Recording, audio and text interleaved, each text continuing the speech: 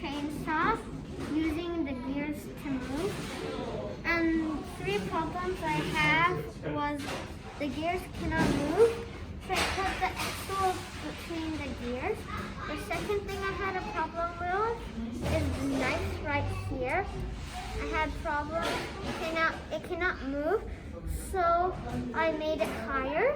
And the third thing I did was the spacing for the gears. Had a problem with finding the correct size gear.